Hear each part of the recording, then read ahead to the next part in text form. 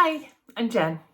I'm almost 59 and I have been living alone for about 35 years.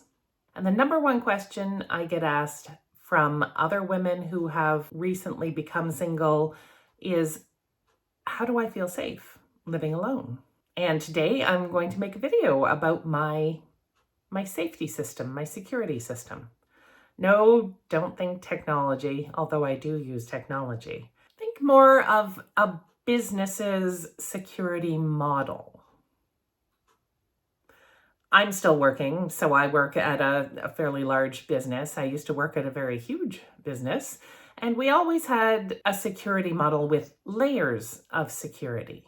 And that meant that the company would protect their data, their money, their information. They would protect that with layers of security, each layer of security providing more and more defense against intrusion. And the goal was to make it more and more difficult for an intruder or a hacker to breach the perimeter of each layer of security. It's kind of like those heist movies like Ocean's 11 or The Italian Job. The thieves have to get past the security guard. They have to get past the locks on the doors. But also they have to get past the 14-digit alarm code and lasers on the floor and heat sensors in the walls, and the diamond necklace is sitting on a weighted stand that notices when the weight of the diamond necklace changes and sends out an alarm. Oh, and there's the biometric eye scanner things. And biometric access denial systems. Or the thumbprint thing that they always need to. Those are all layers of security. They have to get through each layer of security before they can get to their goal. You know, I'm calling it a diamond necklace, but whatever it is, they're there to steal. And sometimes in these movies, the thieves will case the joint and they will notice all of these layers of security and they will decide maybe they will hit a different bank or a different museum or a different house. I mean, even Kevin McAllister set up security layers at his home when he was home alone.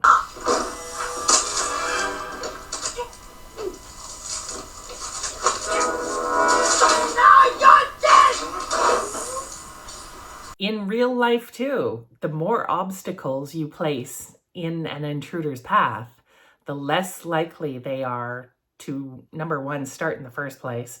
Number two, get to the object of why they are trying to be an intruder in the first place. So without going into minute detail about my own security layers and how they work, for obvious reasons, let me run you through a layered security model for silver solos, or for anybody who's living alone. So for the first layer of security, I always consider it to be physical security. Locks on all of your doors and windows. It seems obvious, but if you've got a lock that isn't working, then your very first layer of security has a weak link. Fix all of your doors and windows locks. Next is a fenced yard, or at least a fenced backyard. It takes time getting over a fence. No matter how high the fence is, it still takes time, and it can be enough to curb a potential intruder's willingness to make your house his next mark. I mean, a fence that's 3 feet tall with a locked gate can have a deterrent effect. A home with a fenced backyard means a potential burglar has to consider approaching from the front yard. This is less appealing. A fenced yard also offers more privacy for you, and it's great for pets.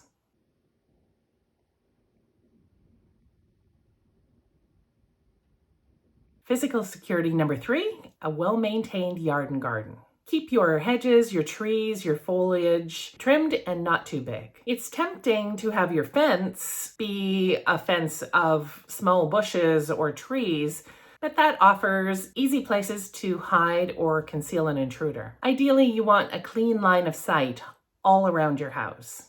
For your peace of mind, but also because intentional and opportunistic burglars prefer a house that looks like it's not well maintained and has easy concealment opportunities. Both intentional and opportunistic burglars are more apt to pass by a house with neatly maintained landscaping.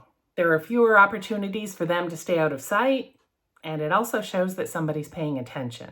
If you go away for some time, make sure you've got someone mowing your lawn, collecting the newspaper and mail, maybe parking their car in your driveway every now and again. Make the house look lived in, cared for. Physical security number 4, a garage or a garden shed. Store things out of sight. Don't leave gardening tools and equipment outside. Shovels, rakes, plant stakes, hoses, all of these can be marshaled into use by an opportunistic thief and used to break into your home. Leaving expensive equipment, bikes, lawnmowers, power washers, out in plain view can also be tempting for an opportunistic thief to steal. Put them all into a locked garden shed or a locked garage. Don't leave them out. The next one for physical security is curtains and blinds. If you have them, use them. If you don't have them, consider getting them. Especially if your window is close to the street or has a view of something you would prefer not to have stolen. The next security layer is technology security. Security cameras, motion detector lights. I have them, I use them, I love them. Now, I'm not telling you where and how many, but I will tell you that today's video is sponsored by Safemo. Safemo recently sent me a couple of their P1 solar-powered security cameras with AI technology and asked me to check them out.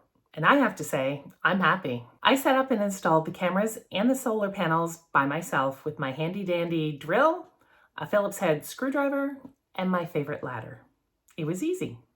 The hub that comes with them is hooked up to my internet router with a supplied Ethernet cable, and it was also very easy to do. There's no subscription fee, no cloud storage, and if I want more than the 18 gigabytes of local storage that comes with the hub, which is about 6 months of footage, I can add up to 4 terabytes more with an SSD card, which would be sold separately. But since I check my videos daily, I've never come close to reaching the 18 gigabyte local storage limit. What I love about these cameras is that the solar panel can generate up to 5 watts of power and keep the camera operating for up to 3 days on just 2 to 3 hours of sunlight. Living on Vancouver Island, where it rains a lot, this is very important to me. Now I don't have unsightly electrical cords hanging down my house, and I don't have to haul out my ladder to replace batteries every 3 months. Another very cool thing about the Safemo P1 is that it uses the AI technology on board to differentiate between people, vehicles, pets, and packages. It can tell them apart from other motion types like branches waving and insects, and you can customize what kind of notifications to receive. It's also got a motion-activated spotlight and two-way talk feature. So I can see, hear, and speak to visitors through the Safemo app on my phone or by using my Alexa device because it integrates with Miss A too. It also has a very loud siren that I am not going to demonstrate. Check out the links and my exclusive code for the Safemo P1 solar-powered security cameras in the description box below. And thanks very much to Safemo for sponsoring this video. So I've got motion detector cameras and lights set up all around my house, but I've also got solar-powered garden lights in the backyard. These keep my backyard from being ink black all night, and they're pretty. Another technology layer, your cell phone. Keep your cell phone charged and close by. Also, have all of your other technological devices that can send notifications and alerts, turn them on and have them sent to your phone. Another technology layer, and you know that I love my Miss A, Alexa. I won't say her name out loud. Sorry for the previous time. Any kind of a digital assistant can also be a technology layer of security for people who live alone and people who don't. I find she's great for reminders,